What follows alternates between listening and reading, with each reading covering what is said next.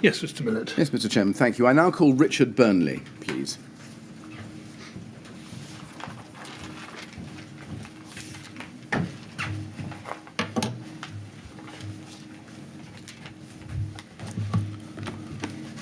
I swear by Almighty God that the evidence I shall give shall be the truth, the whole truth, and nothing but the truth. Thank you very much, Mr. Burnley. Would you like to sit down and make yourself comfortable? Thank you.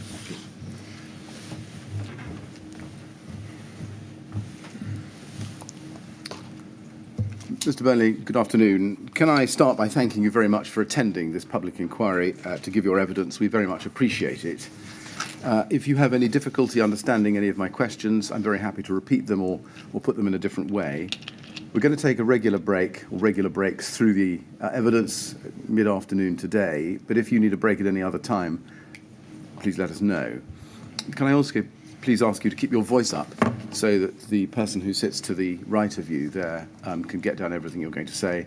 Also, it helps if you don't shake your head or nod your head, because the no or yes, as the case may be, doesn't come out on the transcript, so you actually have to say yes or no, as the case may be. Now, you've provided witness statements to the Metropolitan Police, and I think 2 witness statements to the inquiry. I did, that's correct. And those will appear one by one on the screen in front of you, but you should also have them in the file on the desk in front of you as well. Your first witness statement to the Metropolitan Police is dated the 14th of August 2017, and that's at KIN 6096. Can we please look at that, please? And if you go to page 1 of that, there's a signature there next to the date 14th of August 2017. Is that yours? It is, yes. And there's a signature, I think, on the bottom of every page of this document. I don't need to show it all to you, but is that right? It is, yes, that's correct. And your first witness statement to the inquiry is dated the 28th of September 2018, KIN 50554. Is that the first page of your first witness statement? It is, yes. Can you please go to page 13, where we can see a signature? Is that signature yours? It is, yes. There's also a second witness statement dated the 25th of September 2020, then that's at KIN 3022622, please. Is that your second witness statement to the inquiry? It is, yes. And can you please go to page 90? There's a signature there above the date of the 25th of September 2020. Is that your signature? It is, yes. Have you read all of these witness statements recently? I have. And do you say that the contents are true? I do, yes. And have you discussed your statements or your evidence that you're going to give today with anybody before coming here? No, I haven't. Now, I'm going to begin by asking you about your background, your previous employment, and your role at Kingspan. Can we go to your first witness statement, please? The first witness statement at KIN 408838, please. And I'd like to go to page 2 in that.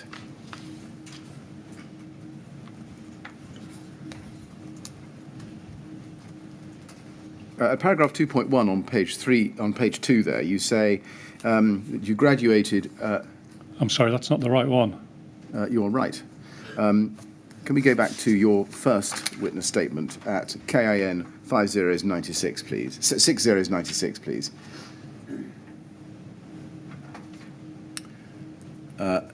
Which is your police witness statement.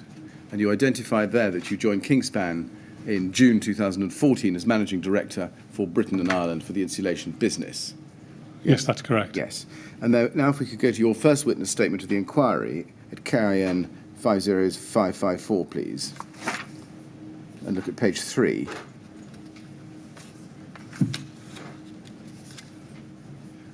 You say that you graduated from Loughborough University in 1987 with a BSc in Chemical Engineering. That's correct, yes. Yes, and at 2.2 you say, I've been working in the rigid insulation products and insulation systems industry for over 14 years, becoming product director at Dow Europe GmbH in January 2004. In that role, I was responsible for the profitability of the polyurethane business across the European market, driving and implementing the European strategy for the business. Was that PUR insulation products? It was the raw materials for making PIR and some PUR products. Right, I see. From Dow, then I think you joined SIG or SIG, in January 2005, didn't you? I did, that's You correct. joined as a divisional director managing a number of their distribution branches. Yes. And then in August 2008, you were promoted to managing director of special markets at SIG, weren't you? I was, yes. What was special markets?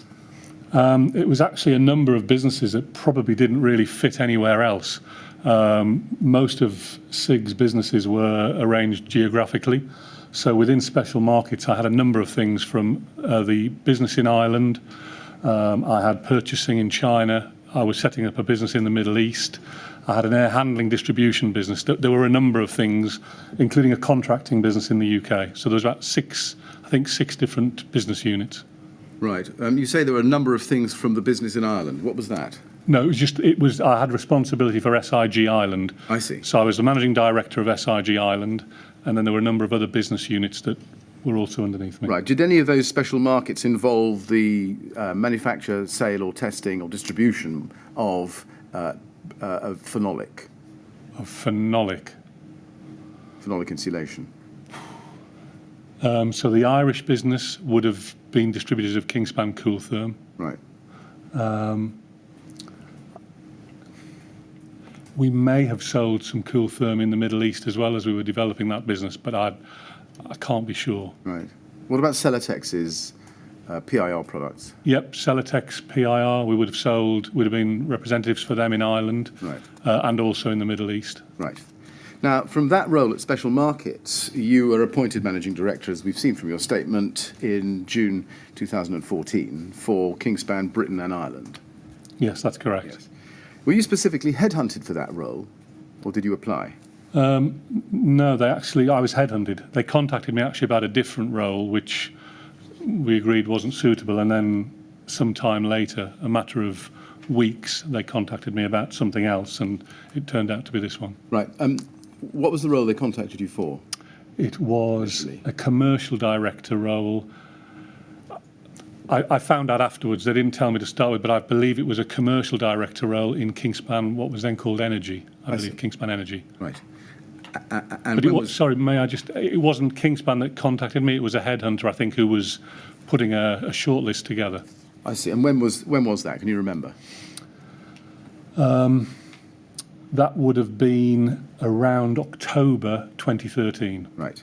2013, I see. Yes, So some 9 months or so before you actually joined. that's correct. When you did you join the main board of Kingspan Insulation Limited, the company?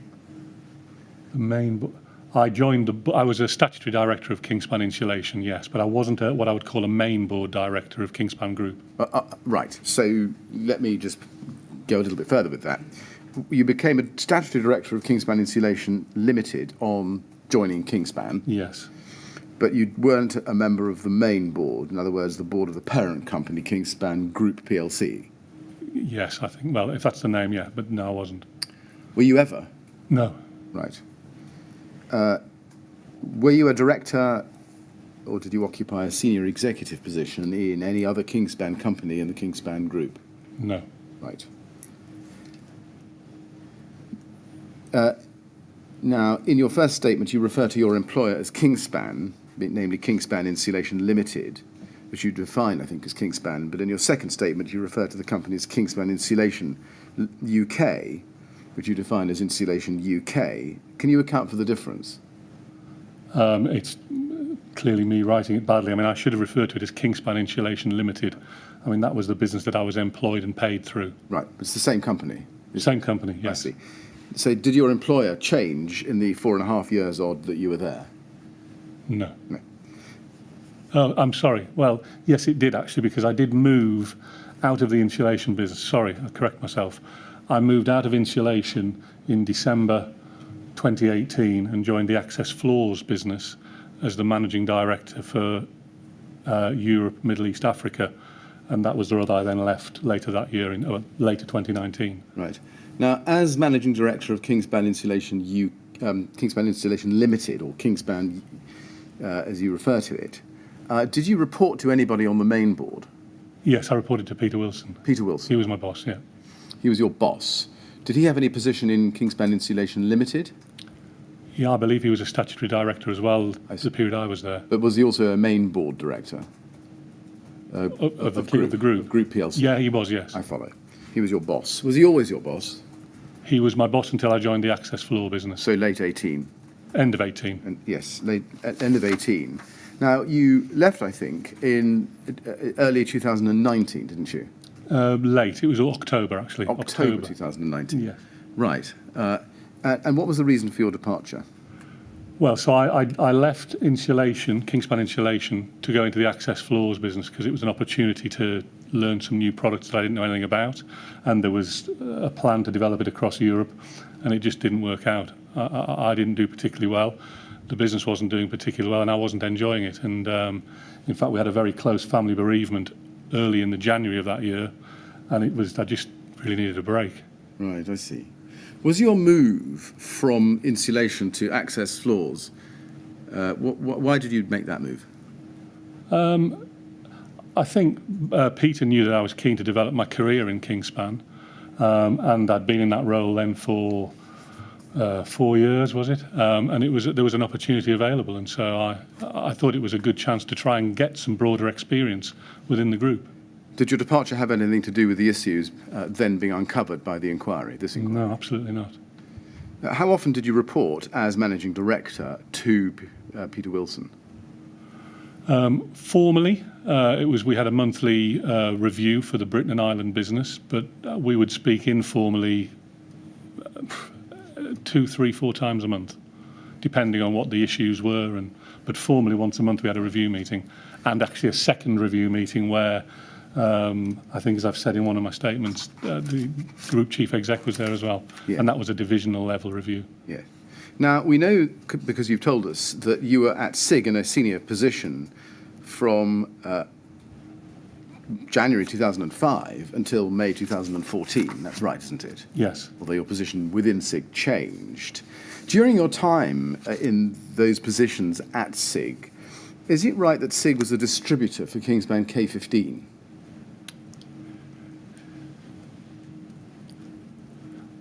Yes, I mean, yes. I'm trying to think. Did we sell K15? We were definitely able to sell K15. Yes. But did you have a distribution agreement with Kingspan for the distribution of K15? We had a distribution agreement for all of Kingspan's products. Right. So the answer is yes. The answer is yes. And did your distribution agreement with Kingspan for K15 include use of K15 on buildings over 18 metres? I wouldn't know.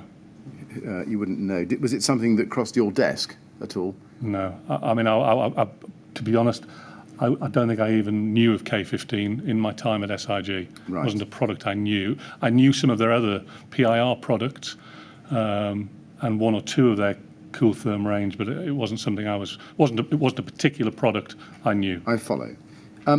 Did you know anything about its success during your years? And No. how well it was received by customers? No. Did SIG generally undertake compliance or other safety checks of its own on products which had been manufactured by manufacturers with whom SIG had a distribution agreement? I don't believe they would do. I think they would rely on the manufacturer's literature. Right. And you say they would rely on the manufacturer's literature. Were there, to the best of your recollection, any provisions in any of the distribution agreements that SIG had with manufacturers such as Kingspan, which would give contractual force to the marketing literature or warrant the safety of the products? Could you rephrase the question? I'm not sure I entirely understand. Do you remember whether SIG would generally have contracts with manufacturers to distribute the products? That's the first question. Okay, I'm sorry. Yes. So we would have commercial agreements. Yes. But the contractual liability around the performance of the product would sit with the manufacturer. Indeed. And my question is, in those agreements, do you recall, even in general terms, any express provisions which stated that the manufacturer was responsible for regulatory compliance, statutory compliance and product safety? I wouldn't have seen those agreements, so I wasn't involved in setting them up, so I wouldn't be able to answer the question. Right. So you can't tell me whether Kingspan gave any contractual warranty to SIG about the compliance of K15? No, I can't. Right. Can we take it that if when you were at SIG you had discovered, and I know this is a hypothetical question, so forgive me for asking it, but if you had discovered that Kingspan had asked you to distribute a product that was not in fact compliant with the building regulations, Would you have been concerned? Yes, Would you have wanted a full explanation? I would, yes. And would you have stopped distributing the product? Or at least suspended? We'd have had to have a discussion and internally decide if it was the right thing to do. I mean, I wasn't in probably a role at the level at which that decision would be made, but I would, of course, have made my concerns. Very good. No. Now, when you joined Kingspan in 2014, did you have a handover or induction session? Not what I would call a formal handover, no. I mean, the morning I arrived, I remember I sat down with Peter for an hour or so, and actually I remember he gave me a printed PowerPoint slide of the organisation, the team that I was going to be managing, and there were 2 empty boxes and the rest had names in place. Right, that's Peter Wilson. Peter Wilson, Peter sorry, Wilson. yes. I see. Did you ever have a meeting or induction session with Adrian Pargeter? No. What about John Garbett?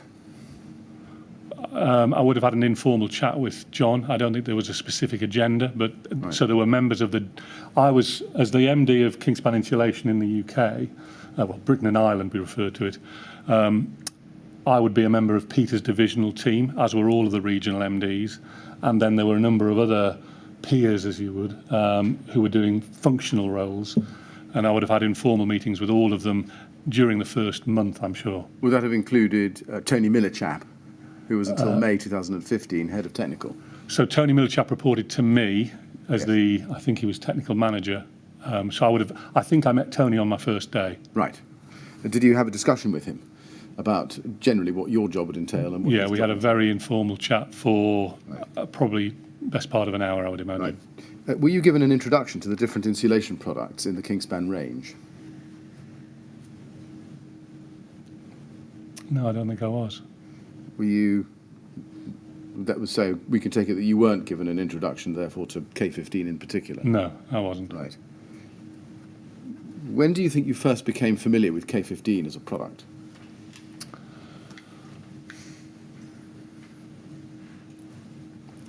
I mean, I became aware that it was one of the range because as I was getting into my role, I was looking at some of the sales literature. I don't think I probably properly took notice of it until it was brought to my attention that there were some issues with the NHBC. And that would have been when? Can you remember? I think it was late 2014 where the volume of issues started to take, my attention. Do you remember what share of the above 18-metre market Kingspan K15 had in 2014? No, I don't. I mean, I know it's something we looked to try and assess over time, but it was something that was very difficult to do. Were you specifically told about issues which K15 was facing relating to fire performance in tests? No, I wasn't. So when you joined, and this is June 2014, were you aware of the planned large-scale fire test, which was scheduled for the following month, July 2014? No, I wasn't. So were you given an overview of the fire performance issues or fire performances of the product, including the 4 large-scale fire tests in 2007 and 2008? No. Did Kingspan bring you up to speed on the various blends that they'd been trialling and fire retardants that had been used to try to improve the fire performance of K15? No. Was there ever a time when they did that? No, the only conversation I do remember being involved with was there was I think it was more of an informal conversation, was about a blend of blowing agents, which I didn't completely follow, but I remember being in the room when that was discussed. Do you know when that was? Well, it was when we were looking at launching the lower lambda cool therm range, and it was a conversation about the consequence of trying to get a blend that worked with K15. And at that point, it took my notice that they were talking, because that would affect, they would have to do some more testing on that product to underpin its performance. Right. Well, I think we may come to that. I think that's in 2014 there, wasn't it? So it was quite soon after you arrived. Yeah, I think I can't be sure of the date. All right. Now, can we look at your second witness statement, please, at page 16? And let's look together at paragraph 4.2. You say, I understood that K15 is a rigid phenolic foam insulation board. I do not know the precise technical description of K15 being sold to the market during the period June 2014 to June 2017.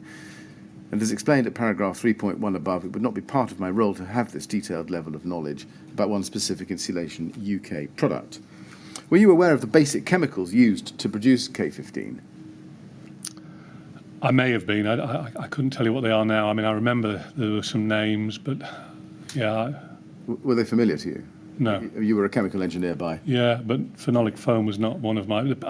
With my experience at Dow in polyurethane foam, I knew the raw materials for those products, but phenolic was something very new to me. Right. Did you familiarise yourself with the makeup of K15 as a composite product? So the foil facer, the perforations, the scrim, things like that? No. I didn't do it for any of the range, to be honest, including their PIR products. Did you familiarise yourself with the product literature for K15?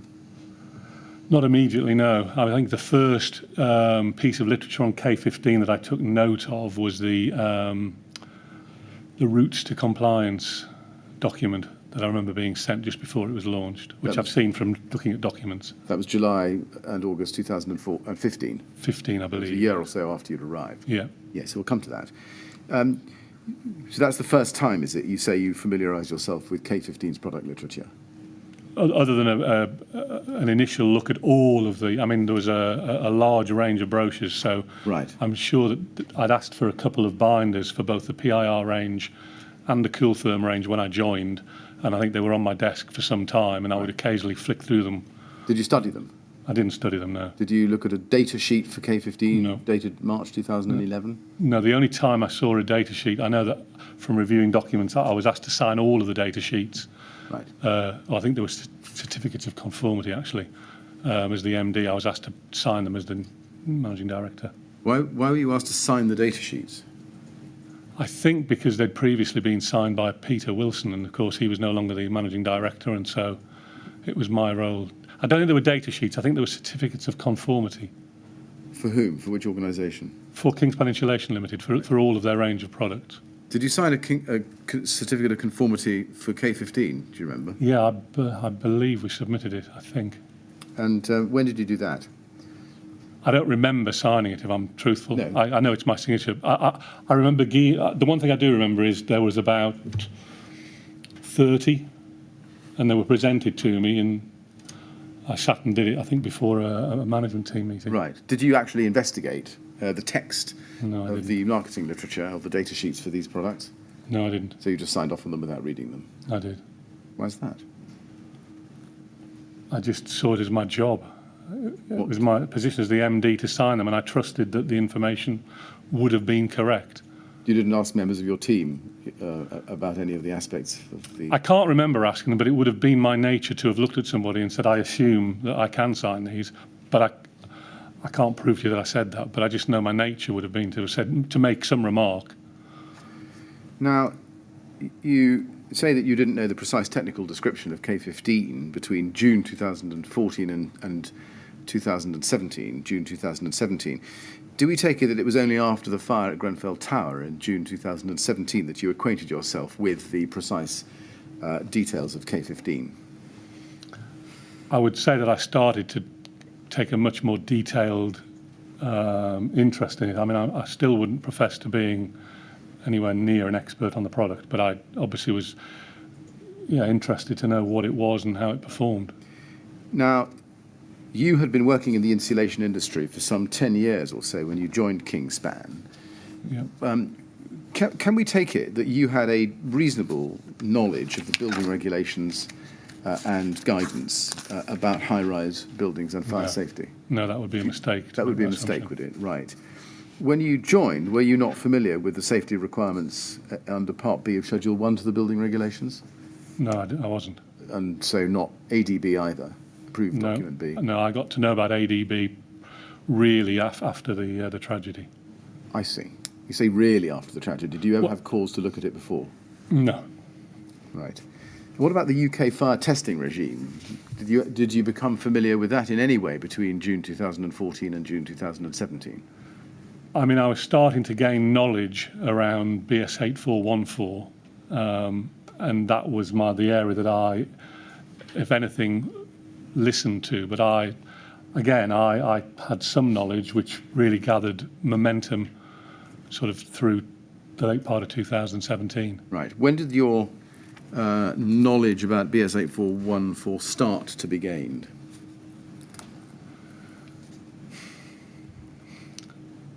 Meaningful knowledge, I would have said it was probably during 2015. Right. So the year after. I mean, I was aware of it, and then actually, as Tony Millichap was leaving, the one thing that he, myself, and Adrian had agreed was we need to do much more BS 8414 testing, because that seems to be the way of providing evidence to people. Right. Did Adrian Pargeter sit you down and explain what BS 8414 meant and involved? He explained what it involved. I mean, I've subsequently learned what it is meant to mimic, but I didn't learn it at that meeting then, no. Right. You say that meeting. Was there a meeting? Well, I don't think there was a formal meeting. I think we were probably, it was around the time Tony was leaving. Right. And we may have not all been in the same room, but I know that I had a conversation with Tony, and I remember one of the things he was talking about was 8414, and I remember talking to Adrian and going, well, 8414 seems to be the way forward. Did you know what it was? All I knew at that point probably was it was a large-scale fire test. Did you know that it was a system test? I probably didn't even then know it was a system test, no. Did you know what the criteria were which told you whether you passed or failed the test? No, I didn't. Did you go away and study it? No. Did you ask Adrian Pargeter, well, what are the criteria? No, but I understood that Adrian was familiar with it and clearly could speak to it, so I had confidence in that. Right. Were you aware in June 2014, when you arrived, of the alternative routes to compliance with approved document B for external wall constructions on buildings over 18 metres? At what date, sorry? As at June 2014? No, I had no idea. Did you become aware after that there were alternative routes to compliance? I would have become aware around the time of the routes to compliance document. That was when because I know I looked through that. And Very well. I'm assuming that,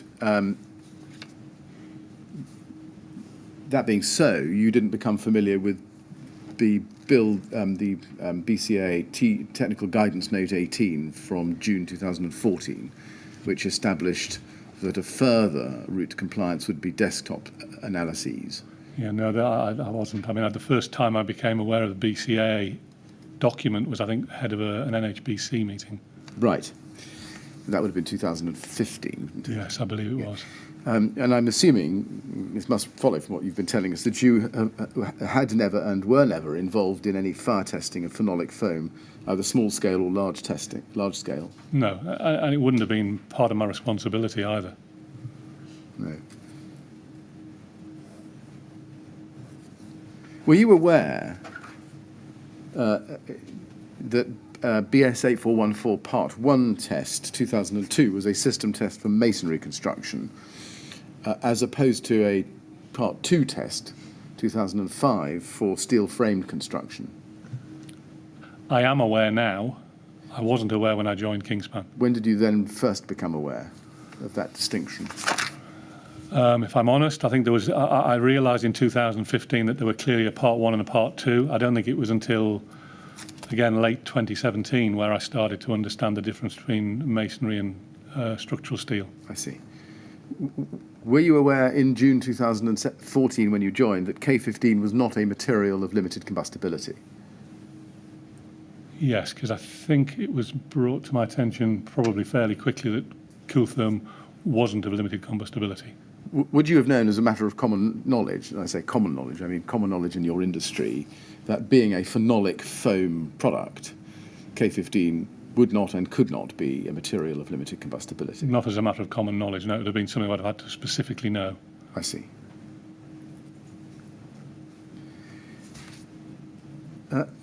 When you joined, can you recall, what was Kingspan's strategy for K15? I wasn't aware of a specific K15 strategy. I was aware of a Cooltherm strategy, and that was just covering the whole product range, which is they were looking to try and sell that range, which was of higher thermal performance, into the marketplace. I see. And what was that strategy? It was a specification strategy, so it was to try and get our salespeople, to get the product specified by architects into buildings for application. And in that range, which were the products in that range which could, or purportedly could, be used above 18 metres? Was it only K15 or were there others? Are you at what date? Well, let's start with your arrival. When I arrived, I mean, I wouldn't have known. I wouldn't have discussed it with anybody. Right. But at what point did you discover that what the strategy was for the over 18 metre market? It would have been during 2015, realistically. As late as that? So more than 6 months after you arrived? I can't be sure. Were there any discussions in the months between June 2014 when you arrived and, say, early 2015 about maintaining or increasing market share for the above 18 metre market for insulation?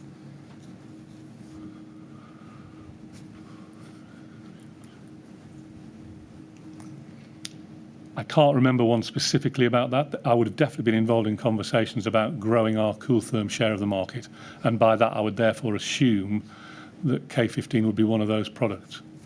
Were you informed about recent, and I say recent, I mean as at June 2014, recent or potential challenges to K15 from the market? For example, new market entrants? I mean, information was definitely given to me. I mean, the first few months I remember being bombarded with a lot of things from a lot of different departments. I can't be sure when I was made aware of other products, but I would have, certainly in my first 12 months, have been made aware of competitive products, without a doubt. Right. And I think you say you became aware about the challenges for K15 from the NHBC around about the early part of 2015. Yeah, I mean, I think there were things brought to my attention late 2014. Yes. But it was 2015 probably where I sat up and thought there's something I need to get involved in here. Very good. Because we're not getting to a result. Right. Now, let's go to your second witness statement at paragraph 1.8, please, at the bottom of page 2. I just want to ask you a little bit about that paragraph. You say, when I started as managing director in June 2014, the business was structured so that I had 14 heads of functional departments who reported directly to me and were primarily responsible for their specific departments, including marketing, technical and technical processing. In May 2015, I amalgamated two of the functional departments, technical and marketing. The heads of functional departments reported to me and were primarily responsible for and involved in the day-to-day work done in their department. Due to the scope of my role, usually matters would only be flagged to me by the heads of functional departments if they were of particular importance to the business or required my input. Now, do you mean by this paragraph, Mr. Burnley, that you merged the technical and marketing departments while keeping the technical processing as a distinct functional department? Yes, technical processing was completely separate. Right. But you merged technical and marketing? Yes. And by technical, that is essentially what I would have called more technical service and a small amount of technical R&D. I see. And what was the reason for your decision to merge technical service, as you describe it, and marketing? So we'd had a lot of trouble. So I think I said when I first joined, there were two spaces that weren't filled. One was the head of operations and one was head of marketing. We'd had a lot of difficulty filling the marketing role. And actually when Tony Millichap left, because of Adrian Pargeter's background, I thought actually he was an excellent candidate to really be the head of technical. And so what we then decided I thought it was a good idea to bring the two together and then try and bring somebody in underneath Adrian to lead the marketing team that we could actually grow into a more senior role. So why not simply just appoint a new head of technical? Well, in effect, I did that by amalgamating the two departments. Right. Why didn't you want to keep them separate? Partly because I had far too many people reporting directly to me. I'd already seen that I was getting so much information thrown at me. And actually, I thought Adrian was an excellent person for that role, Right. because he was very pragmatic, and it allowed us to bring some different levels in to show some progression for people within both teams. Did you consider, when you made the decision to amalgamate these roles and give them to Adrian Pargeter, whether that amalgamation might run the risk that technical might become subservient to marketing? I didn't think that there was any way that was happening. I did have a conversation with Adrian Pargeter about his time. My biggest concern was he would have a right amount of time to balance both jobs. Right. And was part of that concern because he was doing extramural study? Correct, yes, that is correct. Was it the plan when amalgamating these departments that technical should become subservient to marketing? No, absolutely not. How could the head of marketing also have the required skills, ability and resource to head up the technical department?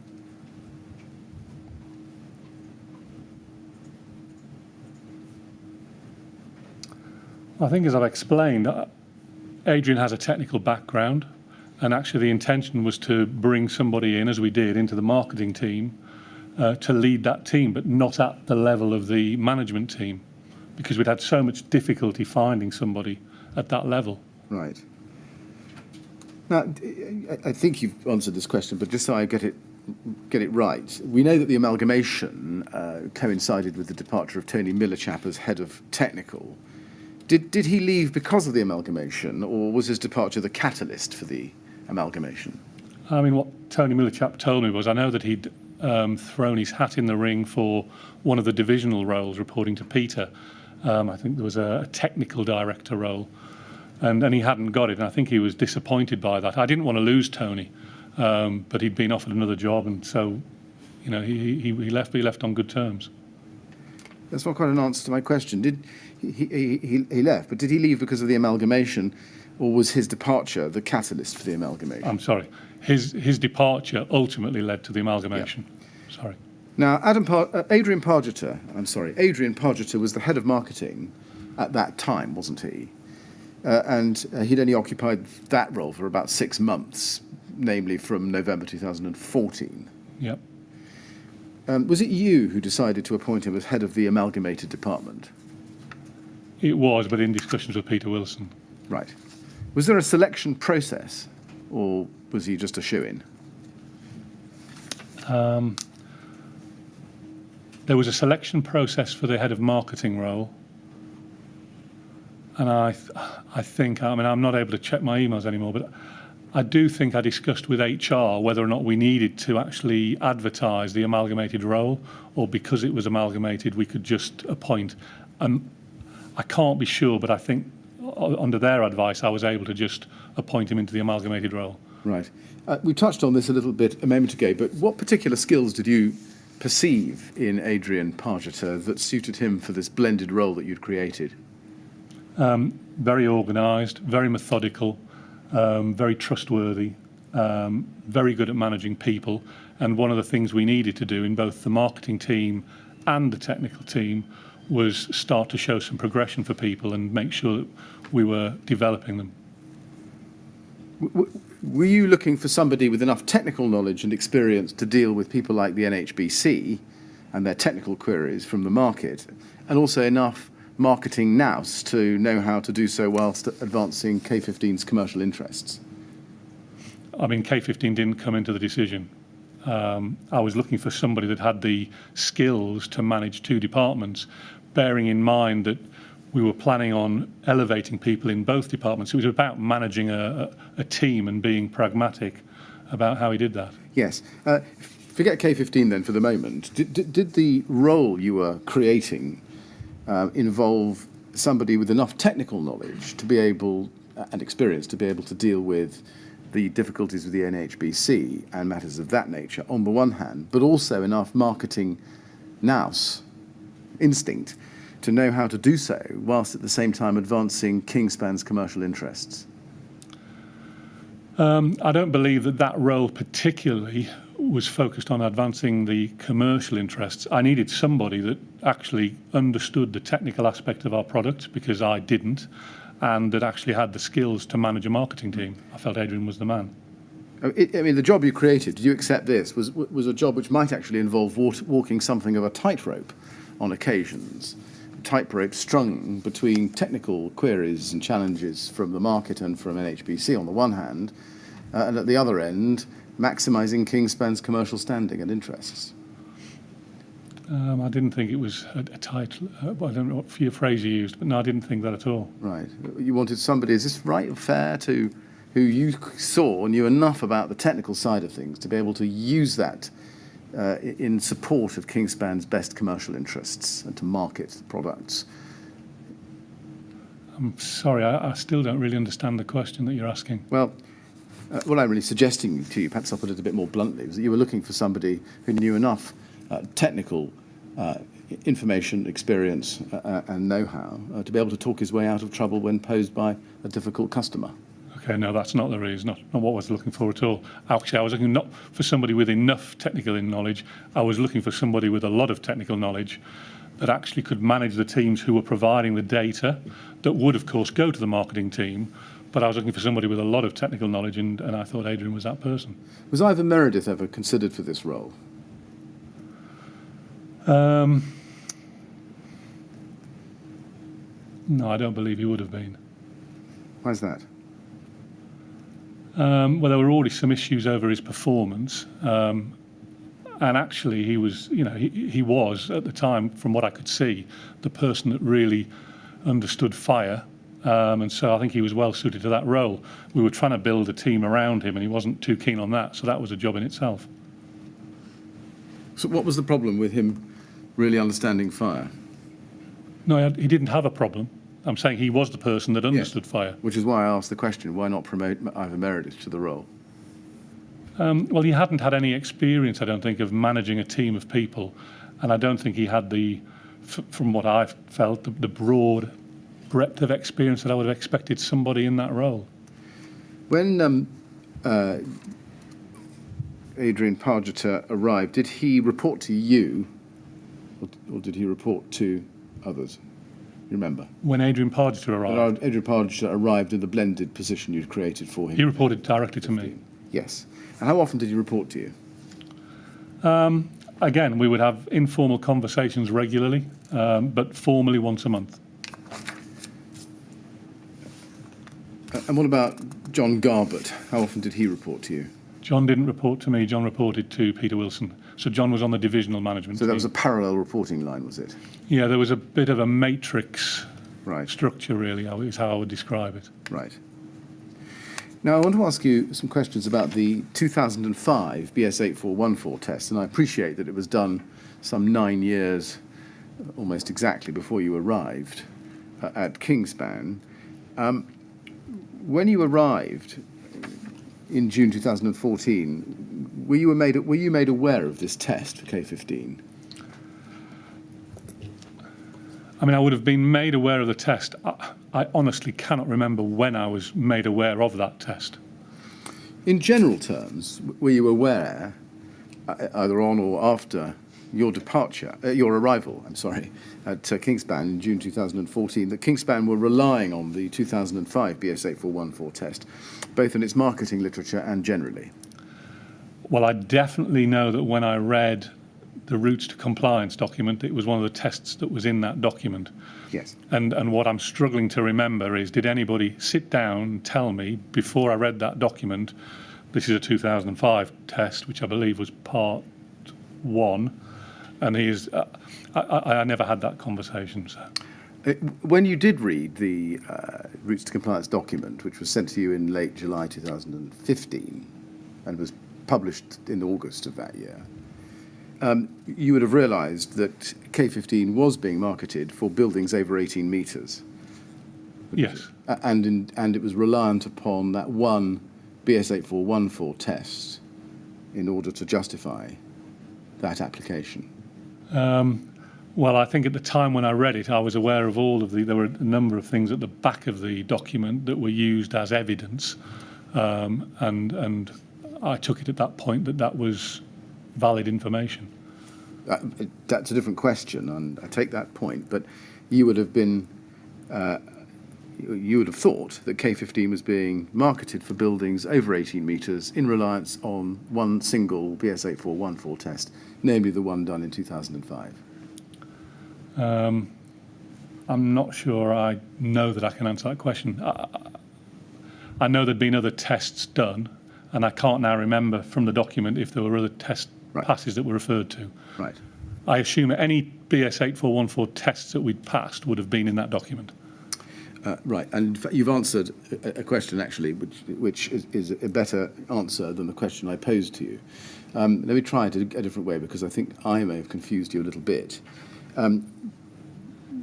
When you read the routes to compliance document in 2015, and we'll go to it if we need to, and we will indeed go to it anyway, when you read it, did it strike you that before 2014, when you arrived, the only test being relied on to market K15 over 18 metres was a BS8414 test? That didn't occur to me, no. Now, you say in your second statement at paragraph 3.3, at page 10,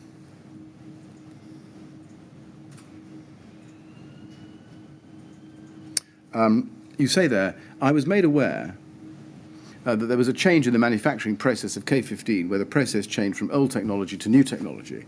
I have no further recollection of this. When were you made aware of that change? I really don't remember. How did you become aware of it? I would describe it as an anecdotal comment that I picked up on.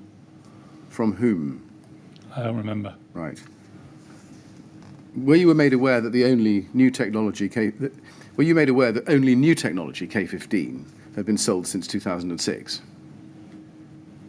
I didn't know the date, but I certainly knew that from the date I joined, we were selling new technology foam. So I assumed it went back quite some time, but I wouldn't have known the exact year.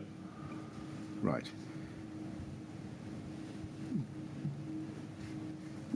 When you discovered that there'd been a change in manufacturing process, did you think to look at the 2005 test? I didn't know. Right.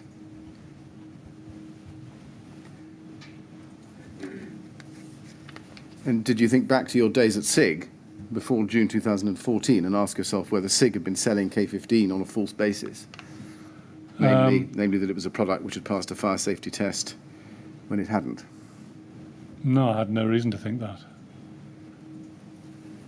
Now, the inquiry's heard evidence from Ivor Meredith and has gone through the notes of his appeal hearing that he had with you on the 3rd of September 2015. Do you agree, from your recollection of that process, that you were told of the fact of the change in technology from old to new by Ivor Meredith, at least by then, at that time? By the time of his appeal? Yes. Yeah, I would have known. I think I knew about it during... I mean, I would imagine I picked it up during 2015. Right. And so before of his appeal, yeah, no, I would have been aware. Yes, well, I was going to ask you, because you don't appear from the notes of the disciplinary appeal hearing to display any shock or surprise on hearing that Ivor Meredith was telling you about the change in... Yeah, no, I definitely knew of it before then. Right.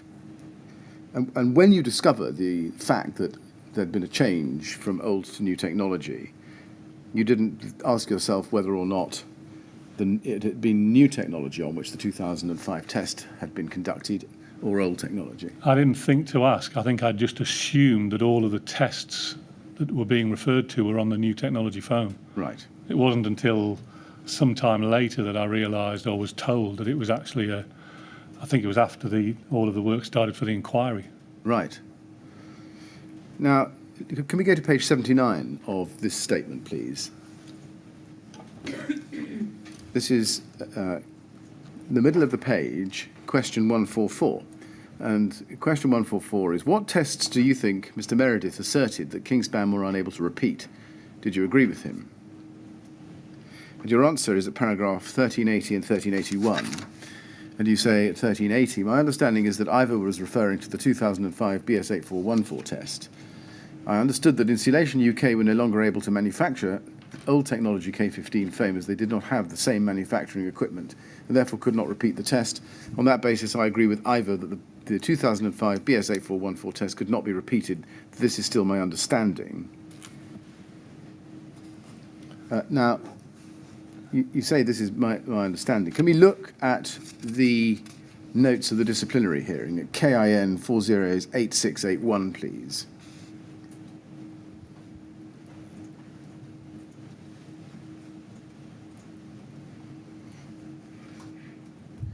And go to page 5 in that.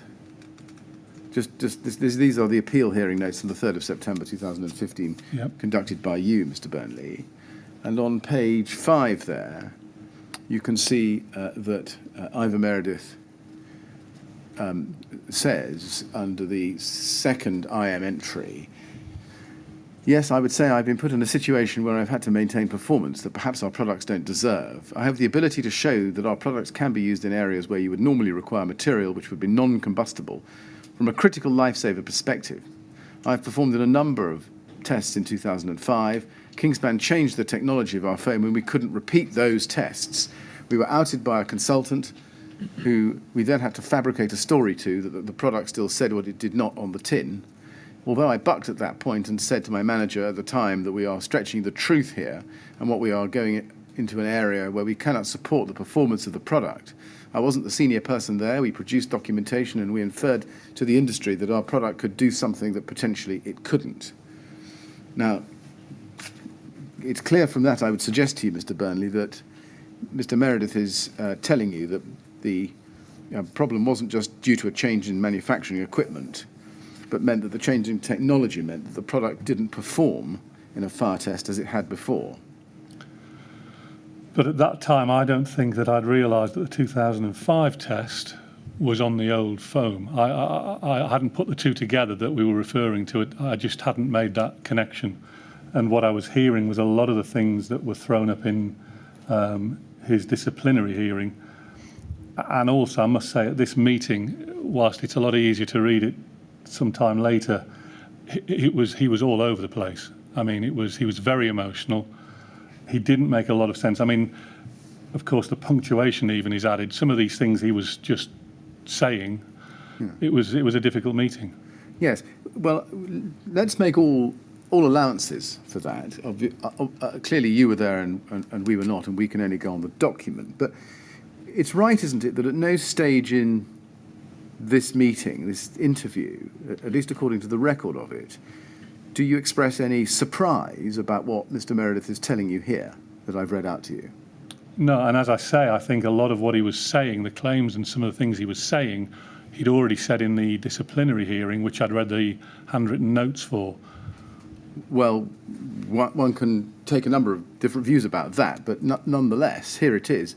Are you telling us that nothing that he was telling you here in the passage I've read out to you came as a surprise to you when he said it? What I remember from the meeting was it was an extremely emotionally charged meeting, and he was, as a lot of people do when they're in that type of a meeting, he was very emotional. And so a lot of things, people do say things to grab your attention, and I wasn't, there was nothing here that I went, well, blimey, I need to check that. We were already, I'd spoken to Adrian, we were already checking a lot of the things around Ivor's work as a consequence of his performance. Well, let's just break it down then. I've tried the general approach, and I hear what you say about that. He says, it's fourth line down, I've performed in a number of tests in 2005. Kingspan changed the technology of our foam, and we couldn't repeat those tests. Now, just pausing there, was that something you knew, or was that news to you? Which piece, sorry? The sentence I've just read to you. Would you mind reading it again? Yes, of course. Fourth line. Let's read it together. I have performed in a number of tests in 2005. Kingspan changed the technology of our foam, and we couldn't repeat those tests. Now, was that something that you were hearing for the first time, or was Mr. Meredith telling you something you already knew? Well, no, I was aware that we'd changed how we made the foam, so I didn't think we could make that foam again, so we wouldn't have been able to test it. So you knew that there'd been a change in technology, and when he says we couldn't repeat those tests, was that news to you? Again, my reading and from my memory is I thought he was referring to the fact we couldn't make that foam anymore. We couldn't have repeated the test. Yes. With the old foam. And because you couldn't make that foam anymore, the test that done in 2005 was a test done on now outdated foam, which you were no longer selling. Yeah, and I didn't connect that. You didn't connect it. It's quite clear, isn't it? That's what he was telling No, you. it is very clear. Yeah.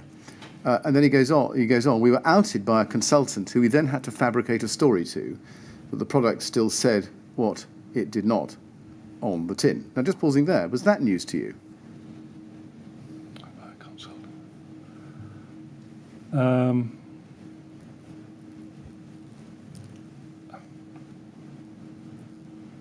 I don't think it was, but I don't think I don't really know what he was referring to. We don't have a record here of you asking him. I mean, you don't say to him, well, Mr. Meredith, what are you talking about? I mean, his answers were very rambling, very quick. So, to some extent, I was taking what he was saying with a pinch of salt.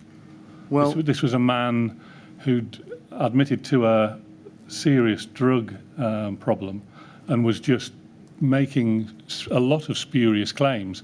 And a lot of it I just felt was wrapped up in his emotion of, if I say something, they might keep me. well, help me with this. There are two reasons, aren't there, for not reacting. One is this is not a surprise to you and you've heard it all before anyway, and he's not telling you anything new. Yes, that's one possibility. Yeah. And the other possibility is that you don't believe a word of what he's saying. Which was it?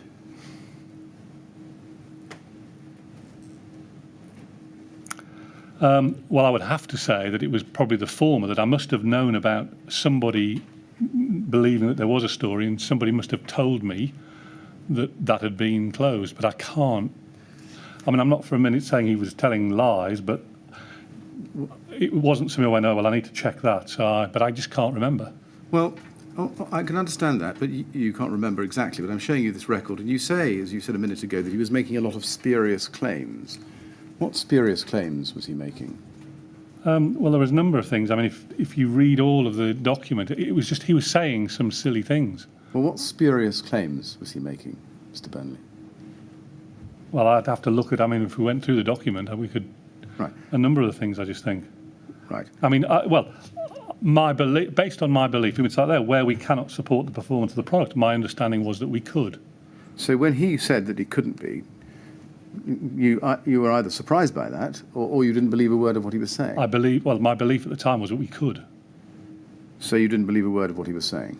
I was struggling to put a lot of credence behind what he was saying, and partly because of the way he was saying it. And what was the basis at the time of your belief that the performance of the product could be supported by a test? Because that was what I was being told by the people around me. Right. And when he said we had to fabricate a story to that, the product still said what it did not on the tin, did you believe him or had you heard it before? I don't think I'd heard that before. I mean, there were lots of people asking us questions rightly about the performance of the product, and I generally believed that it did because that's what I was being told. And he says at the end there, I wasn't the senior person there, and I've skipped over a couple of sentences. We produced documentation and we inferred to the industry that our product could do something that potentially it couldn't. Had you heard that before? Or was that another instance of where you didn't believe a word of what he was saying? No, I thought he was making statements because he felt he was the only person who really was handling fire at the time. We'd tried to put people around him and I think he saw that as a threat. And so I think he was making claims for reasons for us to keep him because he would be the only one that could deal with fire matters. Well, did you take what he was saying here in this last sentence seriously or not? The bits that I took seriously were actually things that came out of the original disciplinary hearing. I was very concerned about how he may be communicating with customers and industry bodies. And so I remember Adrian and I talked about it. I said, I want to be sure that what we're telling people is correct and accurate. And I know that Adrian went with the team and looked at all of that information. Did you institute an investigation internally as to precisely what had happened and how it had been allowed to happen, as Mr. Meredith was describing it? No, I didn't. Why is that? Because I think based on the nature of that meeting, which was the appeal hearing, my approach had been looking at all that was said in the disciplinary hearing minutes, there was a number of things that were repeated here, and so I was worried about the accuracy of his work and what we would be telling people, and I was comfortable that Adrian and the people in the technical team would go and investigate that. Well, after this hearing, for that is what it was, did you review these notes? I reviewed them when they were typed and given to me, yes. When was that? Within a matter of days. Yes. I mean, it wasn't within a week. No, I can understand that. So you reviewed them. And when you reviewed them, did it not occur to you, even though you may have been sceptical about Ivor Meredith because of his conduct or because of his agenda as you saw it, nonetheless, to undertake an investigation internally as to whether there was even a grain of truth in what he was saying to you? I didn't. I mean, the person that I spoke to about the minutes was the head of HR, who wasn't in the meeting, but had also, I think it was Susan Hewitt that brought me them. I read through them, and I said, do you think there's anything else I need to do? And Susan said, no, I think that's fine. So you didn't undertake an investigation and only talked to HR. Did you even ask Adrian Pargeter whether what you'd been told by Ivor Meredith at this hearing had any basis in reality? Well, at this point, I was referring again off the minutes from the disciplinary hearing. There was overlap between things that he was saying. So I knew that Adrian was checking his work area. So I was comfortable that if there were issues, it would come out of that investigation. Did you ask Mr. Pargeter to investigate whether there was any truth in what Mr. Meredith had told you? No, I didn't. Why is that? Because I felt that from what we'd already got going on, that was going to be enough. What was already going on? So Adrian and the team around that area were looking at Ivor's work and the quality of it. Now, you would have known by this point, this is early September 2015, that within the last 6 weeks or so, previous 6 weeks or so, you had released to the market your routes to compliance document, yes? Yes. And that routes to compliance document, among other tests, referred to the 2005 BS 8414 test. I can show you the routes to compliance document. Take it from me that it did. Yep. But did it not concern you that only 6 weeks later you're being told by Ivor Meredith, who was present at that test, as you will have known, telling you that you were stretching the truth and couldn't support the performance of the product, and that there'd been a change in technology of the foam and you couldn't repeat the tests? I didn't link the two. One was a document being provided to me by the team, who were in a far better place than I was to know whether the content was accurate. And then I had a gentleman who sadly had lost his way and, in my opinion, was doing anything he could to create some emotion that I would go, oh, well, actually, we need to reconsider and keep him employed. So I just didn't connect the two things. You didn't connect the two things. So you didn't connect the obsoleteness of the 2005 test, as Mr. Meredith was telling you, the misleading of the market in the meantime, on the one hand, with the fact that Kingspan was still trumpeting the BS 8414 test as the basis, or one of the bases, for selling K15 as of August 2015. I didn't connect them, no. Can you explain why you didn't make that connection?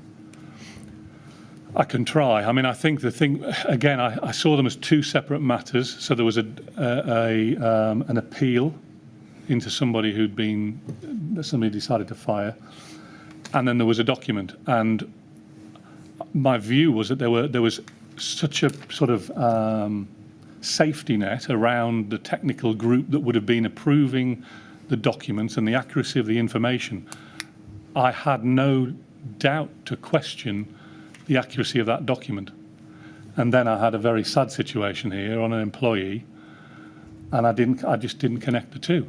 I mean, the only connection was from the work that I was concerned that is the accuracy of communication coming out from our fire team proper. Is it correct? Looking down the page, in the last but one IM entry, he says, after the question about the date, what's happened in the last 18 months, longer than that actually, a lot of these projects which we have sold into have started to come back and start to question that performance. I've been under a great deal of pressure to actually maintain that performance when it's evident through testing that our product struggles with that. We've obviously I've been very busy doing a large amount of testing. There was technology that could pass, but we were struggling to get the technology to pass to justify our lie. Now leaving aside the last few words of that entry there, you did know, because of your involvement, at least with the NHBC, that what Mr. Meredith was saying here was correct. Yeah, and I remember at this stage I was aware that we were failing to provide the right evidence to the NHBC. Forgive me on the dates. I can't remember whether this is before I think I started to go and meet with the NHBC. But I was aware of that, and so that was one of the things we were talking about. Well, I was starting to get frustrated because the NHBC were clearly getting frustrated. Well, so I was aware of people questioning the evidence we were providing. Yes, and given that Mr. Meredith was telling you there something that you recognised to be exactly correct and chimed with your own experience as you'd had it, why would you have dismissed what he'd said a few minutes before that, higher up the page, as the ramblings of an upset employee with an agenda? Well, on this I was aware, so I was already hearing that we had issues with the NHBC. So in my mind, I was linking this to the NHBC and thinking, that's on my radar. I know we're dealing with that. I'm sure that's what he's referring to. Yes.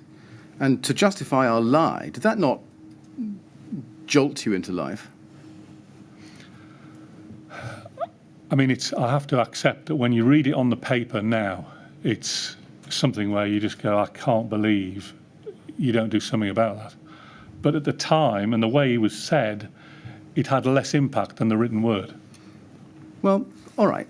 Making all allowances for being there, and I accept you were there and we were not, and it may have been an emotional moment and he may have been in a state. But you are being told, at least in two places, in the context of something that you recognise much of, that Kingspan was perpetrating a fraud on the market. You must have understood that from this. I didn't, because, again, this is one person compared to a safety net of people around the technical function with a lot of history in the business whose opinions and knowledge I respected. But this individual had, of course, been there in 2005 and been there at the tests and seen through the period from 2005 to date. Why weren't you prepared to give him any credence in what he's telling you here? I think with hindsight it was a mistake on my part. I mean, I was probably impacted by the fact that it wasn't a great meeting. I mean, even getting him to an appeal, I think there was a week where he was allowed to appeal, and I actually said to Susan Hewitt, I was expecting him to appeal. I said, has he not appealed yet? And I think he went into the HR department the very day that the period ran out for him to appeal, and he was asking for a copy of the staff handbook. And they asked him, are you planning on appealing? Because the deadline is 5 o'clock today. And I even remember, my recollection is it was probably already 5 past or 10 past 5. And he said, oh, yes, no, I want to. And he actually wrote his appeal letter on the inside cover of the staff handbook and then ripped it off and gave it to the HR people, because I saw it. I saw the written document.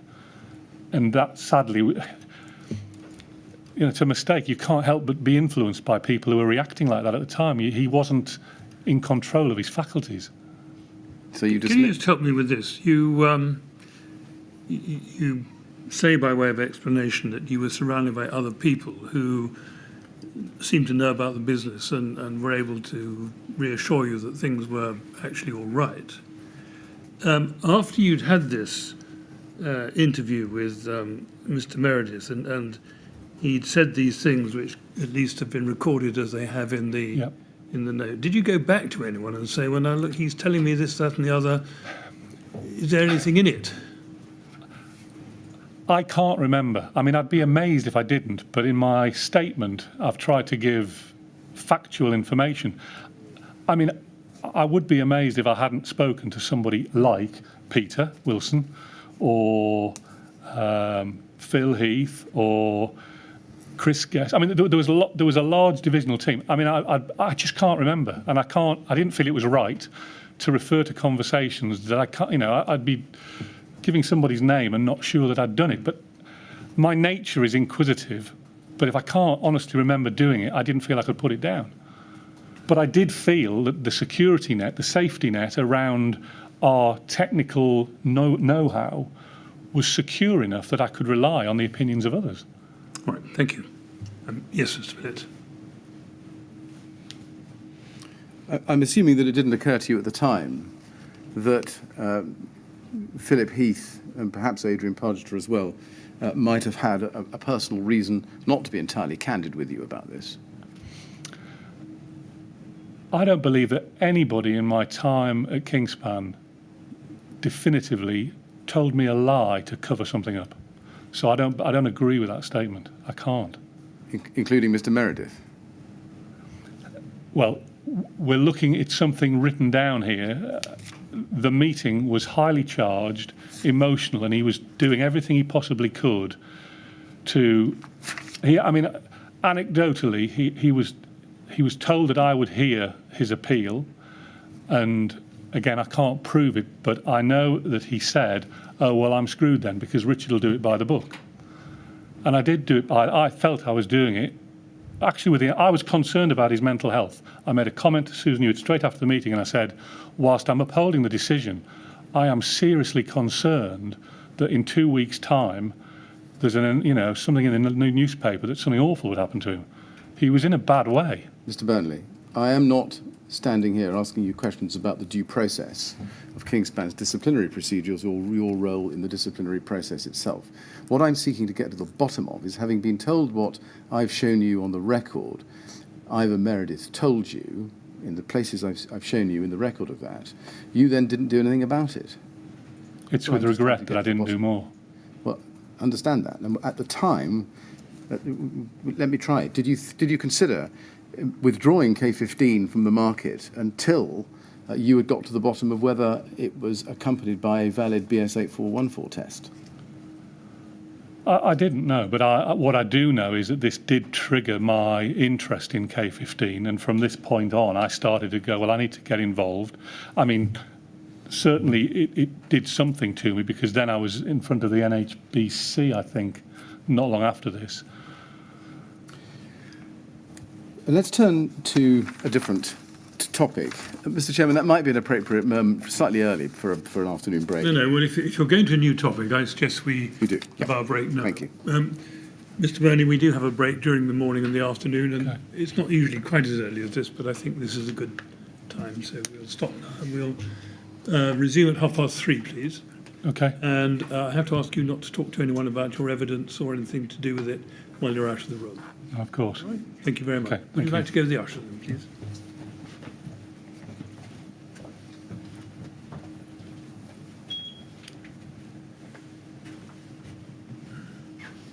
Thank you. 3:30 then, please. Thank you.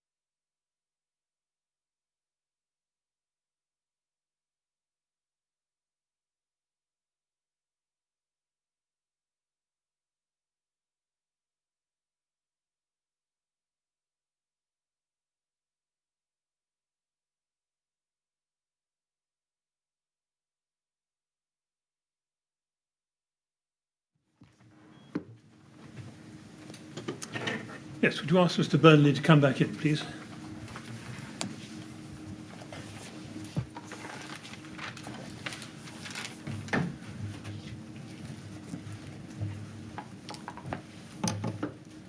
Mr. Burnley, I'm sorry we've kept you waiting longer than I'd expected. Something cropped up which we're going to have to deal with, but we're ready to go on now. Thank you. Thank you, Mr. Chairman. Mr. Burnley, I'd like to take you to KIN 30244104, please. 30244104. This is a letter written by Kingspan on the 23rd of October 2020 by Adrian Pargeter to the BRE. Now, of course, I appreciate that you had left Kingspan about a year before that, so I well understand that you have not seen this letter. And it's addressed to Debbie Smith at BRE Watford. And he says, we're writing to you with reference to a number of BS 8414 test reports and corresponding classification reports featuring our product Cooltherm K15, which Kingspan will formally be withdrawing from circulation. As you may be aware, Kingspan is currently involved as a core participant in the Grenfell Tower Public Inquiry. As part of our cooperation with requests for information from the inquiry, we have undertaken a comprehensive review of all past and current test data which relates to K15, including BS 8414 tests. Through our review, we have now concluded that tests carried out in 2005 and 14 featured product that was not sufficiently representative of the product currently sold into the marketplace. We've listed these reports in a small summary of their construction build-ups below. Now, were you aware before you left Kingspan in 2019 of whether any internal review was being undertaken by Kingspan on whether the 2005 BS 8414 test could be relied on? Yes, I believe I was aware that we were trying to repeat the test, I think to see that the standard foam performed to the same conditions would be my understanding, I think. Now, you say you believe you were aware. Were you involved with that effort? No, not directly. How were you aware? Well, I mean, I don't know. I mean, I have in my mind, I have a lot in my mind.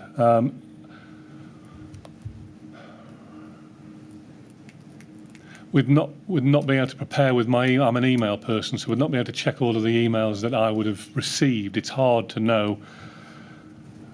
I just know that there was a very thorough investigation taking place of every single test certificate, test report, and so I know there was an issue around the 2005 test, so I'm sure I was aware that there was things going on. You say I'm an email person, so not being able to check all of the emails that I would have received. When you were preparing your statements for the inquiry, were you not shown all of the emails that you received in relation to all of the issues being investigated by the inquiry? I was given access to a lot of documents, yes. I can't say I was given access to all of my emails, by the way, but I mean, there's only so much I can do, and I've done the best I can. Right. Now, in the 3.5 years between Ivor Meredith's disciplinary appeal hearing in early September 2015, is it right that you did nothing yourself to examine or procure the examination of the truth of his claims about the 2005 test and simply left the K15 test out there on the market, trading on the basis that the 2005 test applied to the product as sold? I don't think I did nothing. I think the issue that you're referring to is the fact I had not connected the fact to the reliance on the 2005 test and it not being the product that was being sold.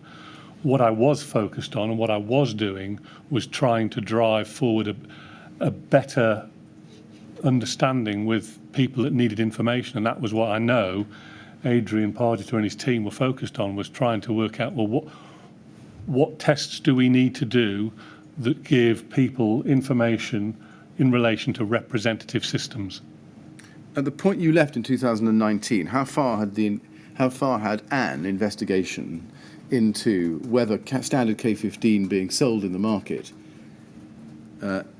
was the same product as tested in 2005? How far had it got? I don't know. I can't remember.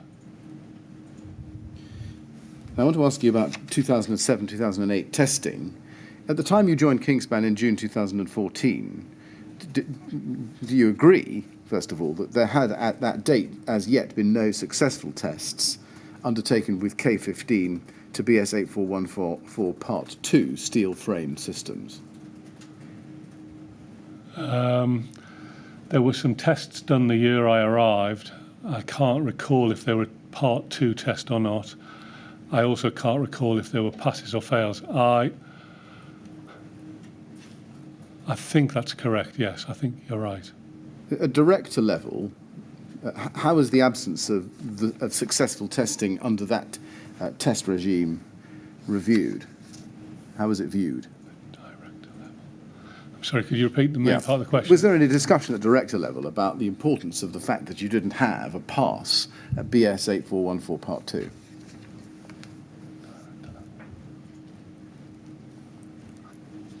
I would assume there would be, but it would be with people in the functional silo, if you like. Were you made aware of the 4 large-scale fire tests that Kingspan had completed in 2007 and 2008, and which had failed? Not when I joined. I mean, I think I became aware of them again, probably around the time that we started the work to help the inquiry. Right. Can we look at KIN 408847, please?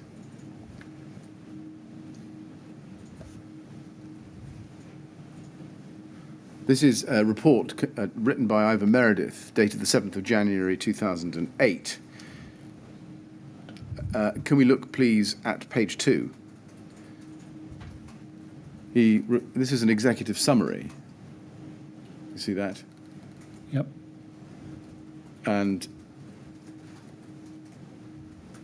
it explains the test that was done under Part 2, BS 8414 Part 2,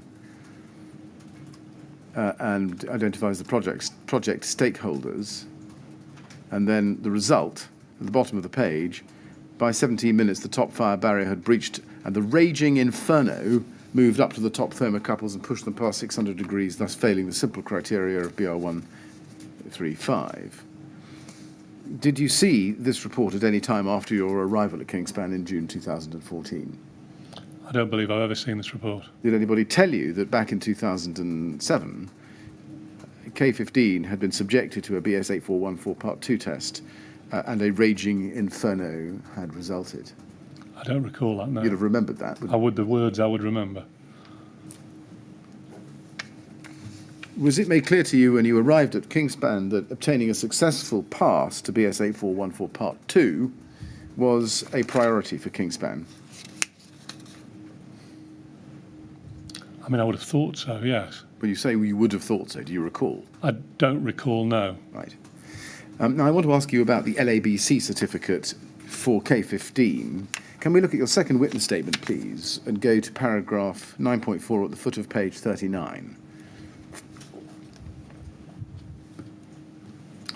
You say there, under your response to inquiry question 52, what did you understand to be the purpose of obtaining an LABC system type approval certificate or registered details certificate for K15? I did not know for sure the purpose of obtaining an LABC certificate for K15, and I still do not know. However, I assume it would be to demonstrate that the product was fit for purpose. Now, you've been in the building industry, or products industry, for many years, and you'd been at SIG for about 9 years, 2005 to 2014. Was it really the case that you were unaware, and are still unaware at the time you wrote this statement, of the purpose of obtaining a system approval from the LABC? I'd never heard of the reference to an LABC. I mean, I've heard of registered details, I know of, but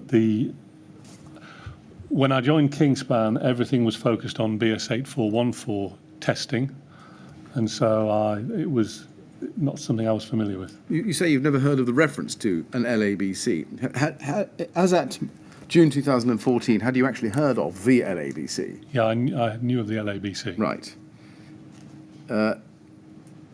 So you were aware of the LABC.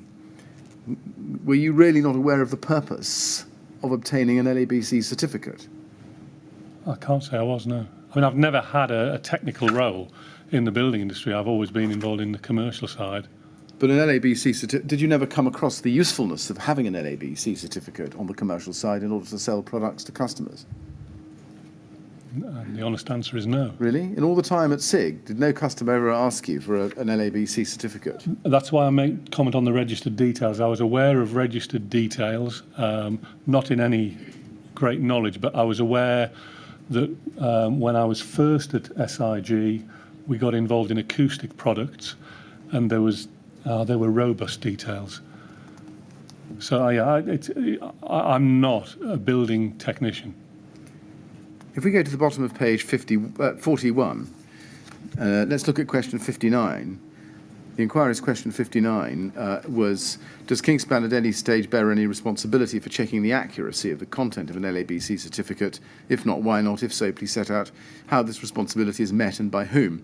And your answer there was, I don't think that Insulation UK bears any responsibility. However, I expect that Insulation UK would check the accuracy of the certificates and draw any inaccuracies to the attention of the LABC. Was that an expectation that you had at the time? And when I say at the time, I mean throughout your career. Yeah, and I think I've answered in a similar way. There's similar questions about other aspects, and I've answered the same. I would have thought Insulation UK would check the accuracy of... What was the basis for that belief?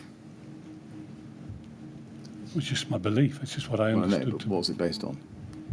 Well, it's the right thing to do. Well, a belief is normally based on some data, some empirical foundation. No? And not all beliefs I accept, but I mean, a commercial belief or a technical belief must be based on something to go on. What were you going on in order to have the belief that the LABC details were correct? Well, okay, I've answered the question in the same way that I answered the questions about test reports, I think, earlier in the witness statement, where I've just said the same ending, where I said, well, I do think that we would, Insulation UK would have checked, because it's a logical thing to do, that if you're doing testing and you're getting a report, you make sure that it's the right content. Now let's look at NHB 50798, please.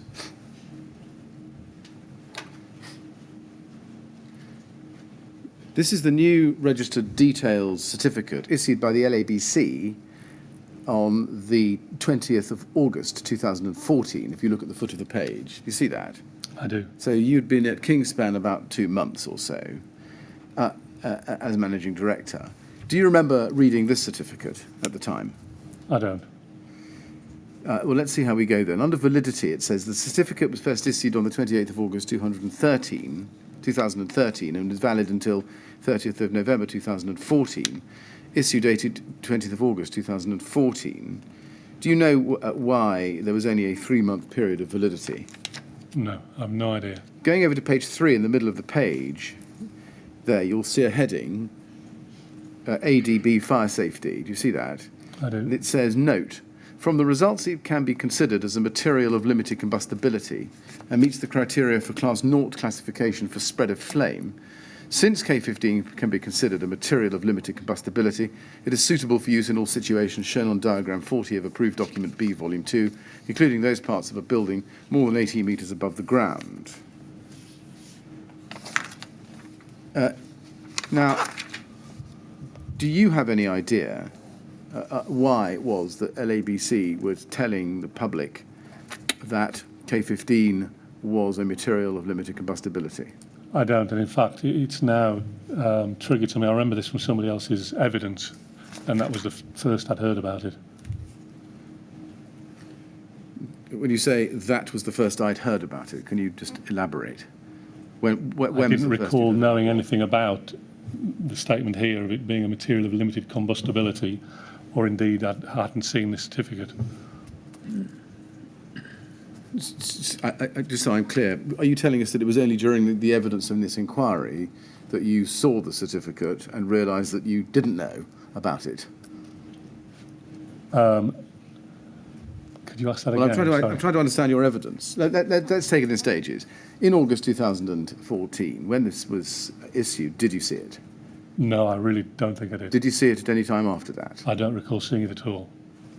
So is it right that the first time you saw this and focused on what I'm putting to you here was during the evidence in this inquiry? Yeah, I'm not sure I saw it when the evidence was, but I heard it talked about. Right. Do you accept that certificate was incorrect and misleading because K15 cannot be considered a material of limited combustibility on any view? I would agree, that's my understanding, yes. Can you explain how it was that this certificate was allowed out into the public domain on your watch? No, I can't.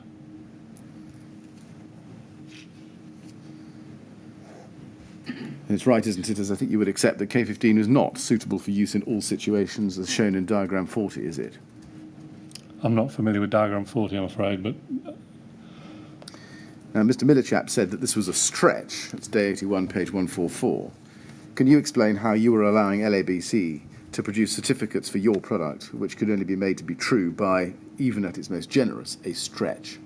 I can't. And you can't explain how the errors in this certificate came to be there? No, I can't. As I say, it's the first time I've actually seen it. Right.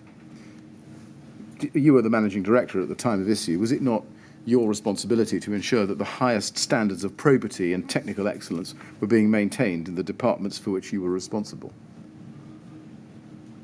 I would say yes. And that you are accountable for these misleading and erroneous statements? I'm not sure that I can be accountable, and I was 2 months into the company. I don't understand necessarily the technical detail. I'm not technically qualified.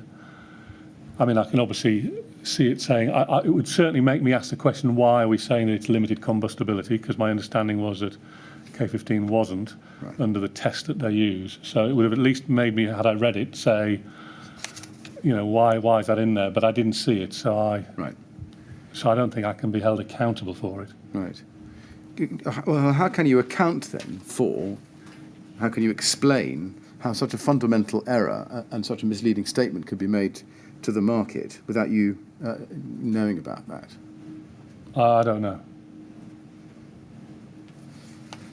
2014 test, I'd just like to ask you about that.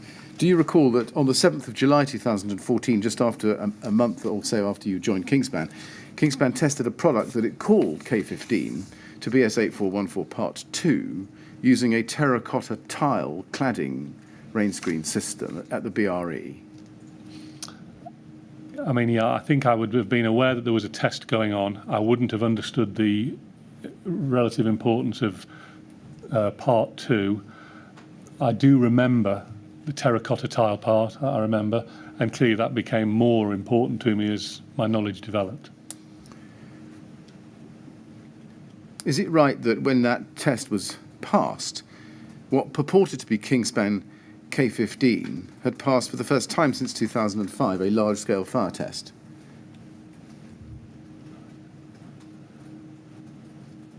This was the first. Let me try again. You're looking puzzled at my question. I'm trying to understand. It was a long question. I'm really sorry. Well, this was the first time since 2005, wasn't it, that Kingspan K15, or what purported to be Kingspan K15, had passed a large-scale fire test? You're asking me at that time when the test was done? I wouldn't have known. I wouldn't have known. I'd been there a month or two. Right. Let's look at your second witness statement, please. Page 23, question 30B.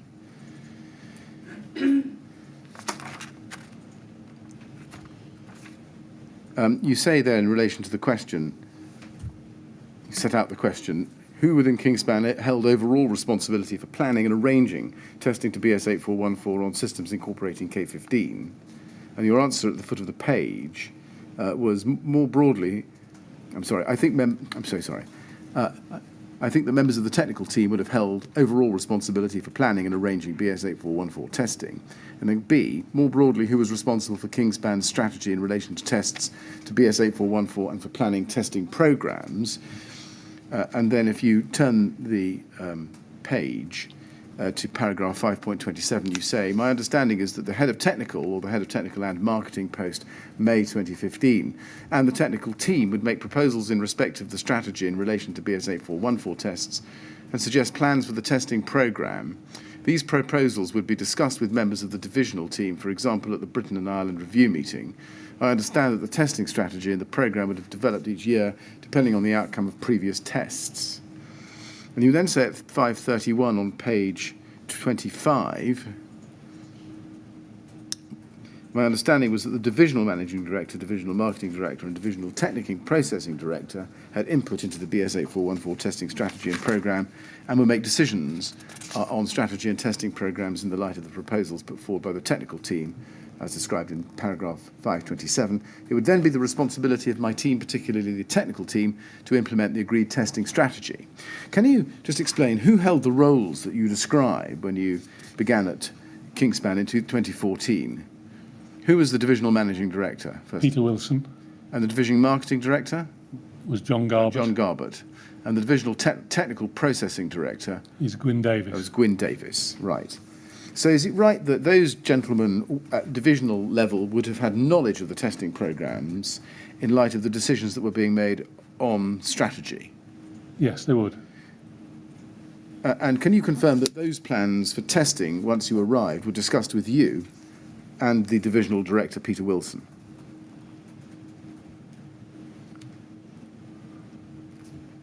I would say I was made aware of them. I wouldn't say they were discussed with me. I mean, I wasn't providing any great input. Right. Were you briefed about the July 2014 test before it took place? No, don't believe so. Were you briefed after it took place? I think briefed would be a strong word. I was probably told that it had, what had happened, but I didn't see a report on the test or... Right. Did you, when you say you were probably told what had happened, who would have told you that? I think it's likely that Tony Millichap would. No, I see. Tony Millichap would. And do you remember what he told you? I don't know. Was there a report to you about what had happened at the test? No, I mean, Tony used to write emails, so he may well have sent me an email on it. But I didn't see a test. I don't remember seeing a test report, for sure. And he probably wouldn't have sent it to me because he probably would have realised I was likely not to read it. Did he tell you that the test had been undertaken on solstice-blown K15 with a 50-micron facer perforated on one side only? I don't know. Did he tell you that, in fact, standard K15 being sold, unlike what was tested, had a 25-micron foil, and was perforated on both sides? I don't recall. I doubt it, but I don't recall. And that it was made with a different blowing agent? No, I mean, I've heard this in other evidence, and I don't think it came to my knowledge that it was a solstice foam, probably again, until we'd started doing all of the detailed work around the inquiry. Doing the best you can with your recollection, were you under the impression at the time, July 2014, that the test that had been carried out in that month under BS 8414 Part 2 had been done on standard K15 being sold? I did, yes. Right. When did you learn that that was not the case and that what had been tested was in fact a research and development product? Again, I can't be sure, but I don't think I became aware of that until we probably started doing a lot of analysis for information for the inquiry. Right. But I'm not certain. Even hearing the evidence, I'm not sure if it's not from hearing the evidence that I'm now aware. It's difficult. Tony Millichap told the inquiry in its day 82, page 77, line 3, and following, that it was common knowledge at Kingspan at the time that the test was undertaken on a trial product that was different from the product being sold. He said it was common knowledge. Do you agree with that? It may have been common knowledge amongst the technical fraternity, but it wasn't my common knowledge. I want to ask you now, moving forward in the year 2014 to November, about an email sent to you by Tony Millichap on the 12th of November that year, KIN 30's21810.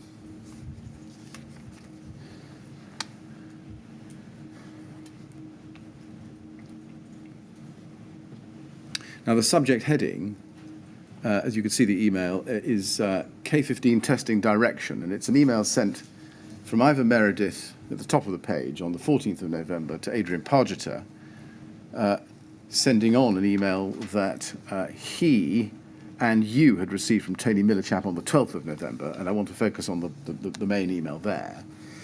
And it refers, as you can see, to a meeting earlier that day and talks about the successful BS8414 Part 2 test that Celotex had recently passed.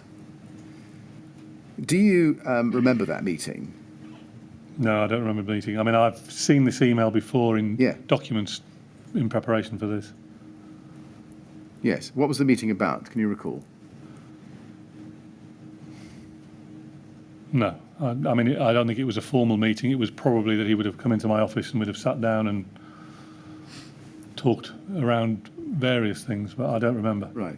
Was that meeting between you, Mr. Meredith, and Mr. Millichap? I don't know. I can't recall. Okay. Do you remember having a discussion about Celotex and its marketing blurb and it being vague about the test construction at the time?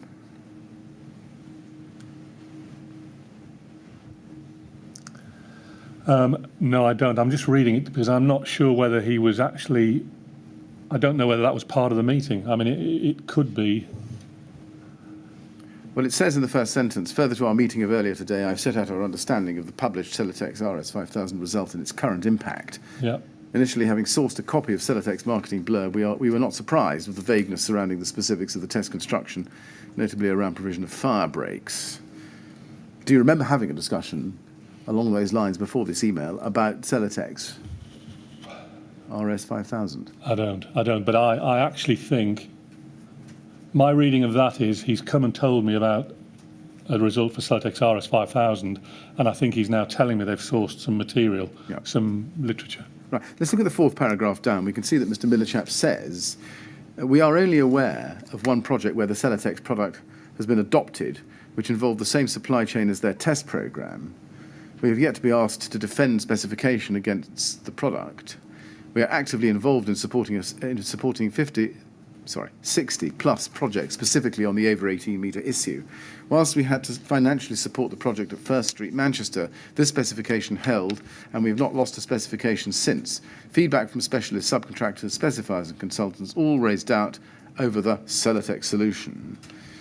Now, when he says that they'd been asked to defend specification against Celotex, what did he mean, did you think?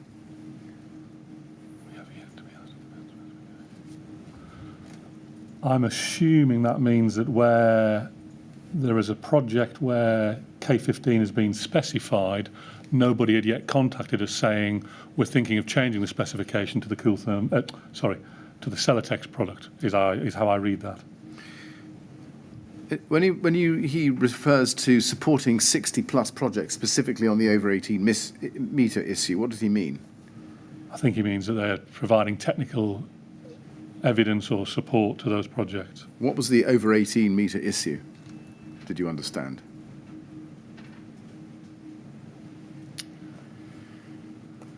Third line down. I assume it means being able to be used. K15. Right. And you say you think he means providing technical evidence or support to those projects. What technical evidence did you think was being provided by Tony Millichap on 60 plus projects, specifically on the over 18 metre issue? Well, I don't think it was specifically Tony. I think he's referring to the team. All right, the team. I don't know. I don't think my knowledge of K15 and its use was at the level where I would have known what to ask. So I would assume that he knew what he was talking about. And well, what did you think he meant? Well, providing technical evidence that the product can be used to support the specification. Why was there a doubt about that, did you think, at the time? That would justify or require support of that nature? I don't know. I don't recall. Did you ask?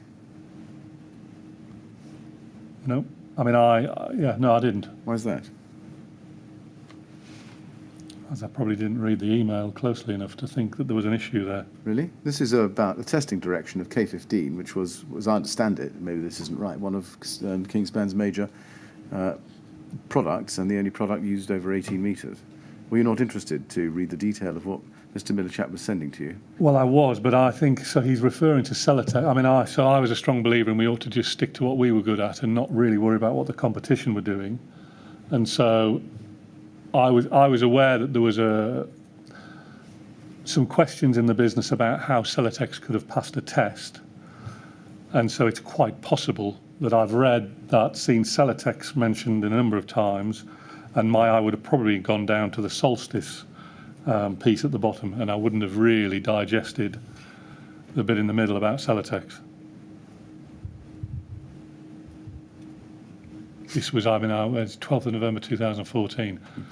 Yes, and you've been there almost 6 months. Yeah, no, and I'm trying to focus. I would have been trying to focus on the things that I thought were really important, and Solstice would have drawn my eye because I did have some knowledge on the low lambda cool therm project. Well, let's go to that. He says in the next paragraph, in light of the fact that we cannot produce K15 100% Solstice either commercially or from a production perspective, I would advocate that we test the blended product once lambda and costs are acceptable. I've included Malcolm's cost assessment. To revert to testing standard NT K15 will not support the strategy we are pursuing with ARIPS and NHBC, but will signal a backward step with significant consequence. What had occurred in relation to the development of the K15 product between the July 2014 test on Solstice blown K15 and this email in mid-November 2014 where Solstice blown K15, you're being told, couldn't be produced? I don't know. I mean, what I do know, so, I mean, when I reviewed this first time, this reminded me. So I remember we were developing the low lambda cool therm range, and the business knew that if we were going to move K15 to Solstice blowing agent technology, then it would need to be retested. And I didn't, I have in my mind that I remember saying, well, actually, we don't have to move all of the products onto low lambda technology if we can't make it work, so we could move the ones that we have got qualified, and K15 would have to be later. And there was, I don't know why, but there was, the business was saying, well, we want to do it at the same time. I can't remember why, but I remember because Tony and I were saying, well, actually, we just have to leave it. If it's not ready, it's not ready. So was this the first time you became aware, or were you already aware, that the product being tested in July 2014 was not Kingspan K15 as sold? I didn't realise that, at this point, I didn't realise that the K15 that had been tested June that year was the, I think it was called K115. How would you read that paragraph I've just read to you, though? To revert to testing standard NT K15 will not support the strategy we're pursuing, but will signal a backward step with significant consequence. What did you understand by that? Well, I don't see, he's not specifically talking about 8414, so I would have probably just thought he was talking about the lambda, the performance in terms of its thermal performance.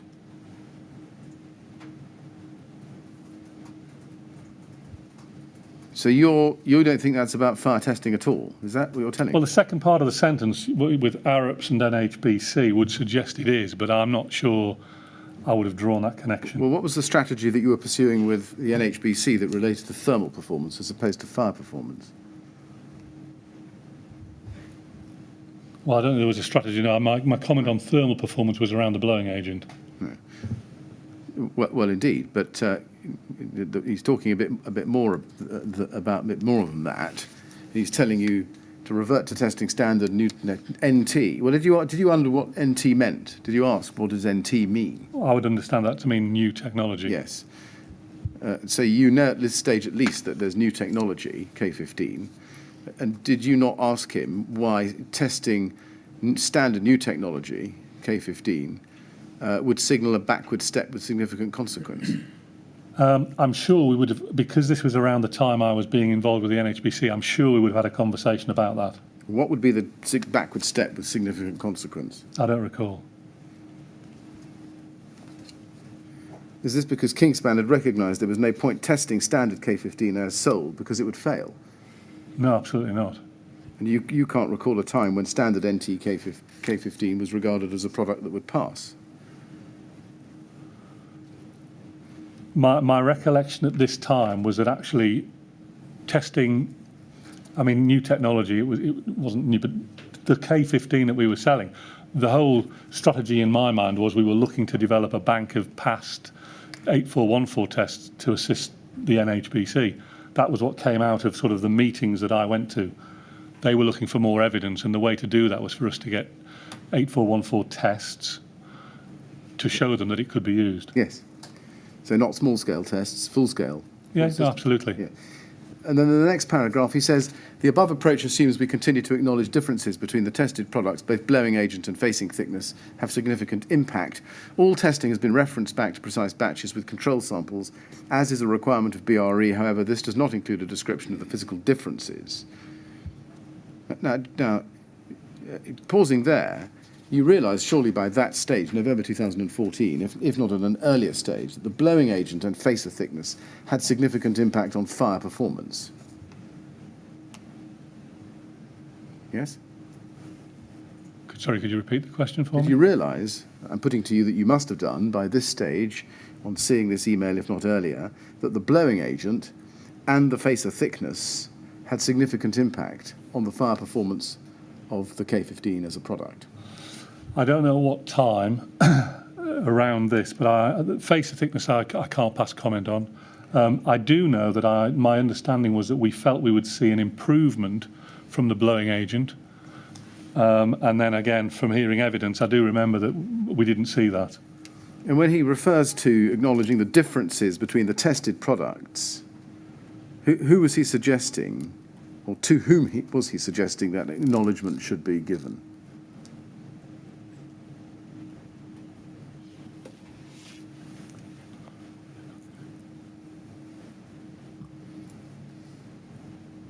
I'm not sure. We continue to acknowledge. I think he's just referring that we accept that there are differences. Right. And he's referring to differences, isn't he, between solstice blown and new technology K15? Yes.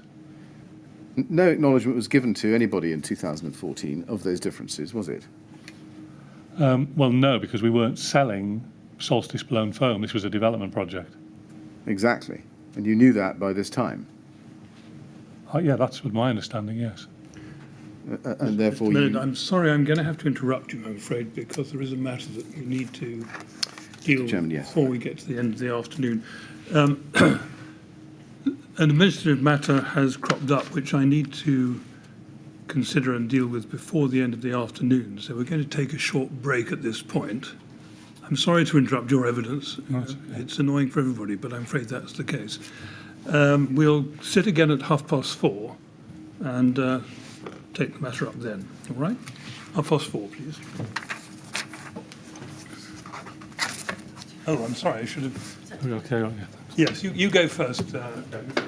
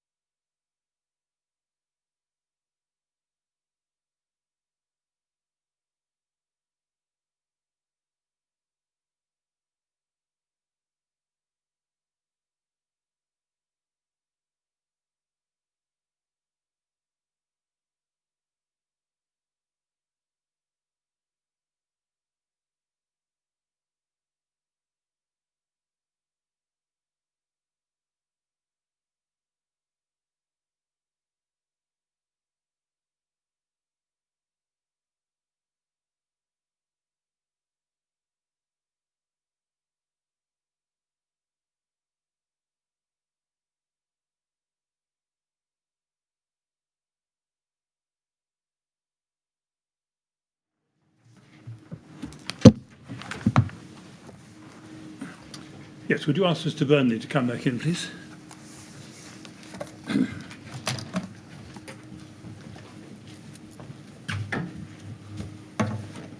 Right, Mr.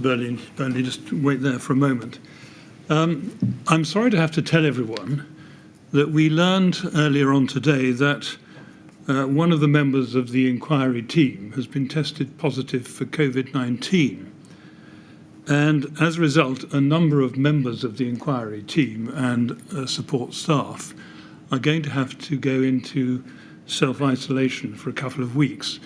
Now, in the ordinary way, we might hope to continue notwithstanding that hiccup, but unfortunately, the reduction in staff numbers and most importantly, the reduction in support staff makes that, I'm afraid, impossible.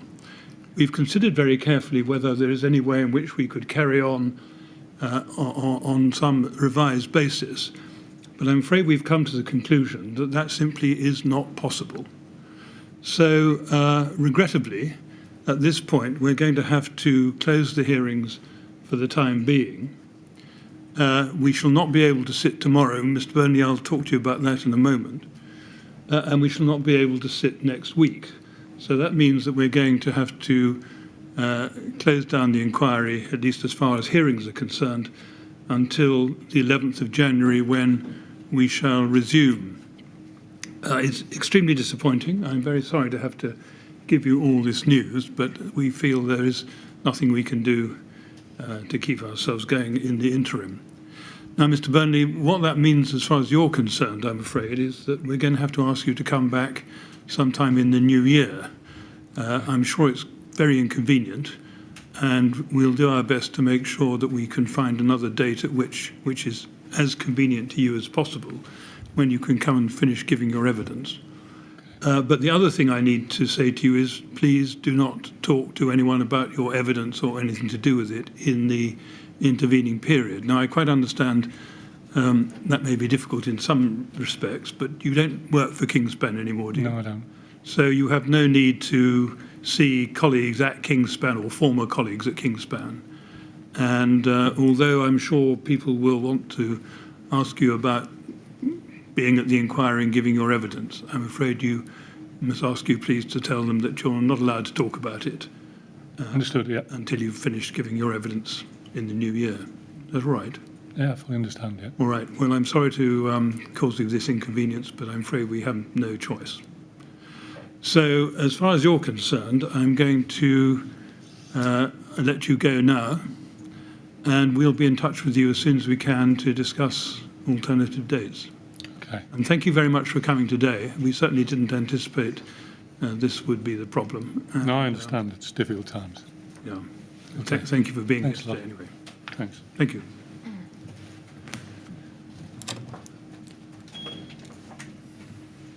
I think there's nothing else we can do at this point, and we'll resume the hearings at 10 o'clock on the 11th of January. Thank you very much.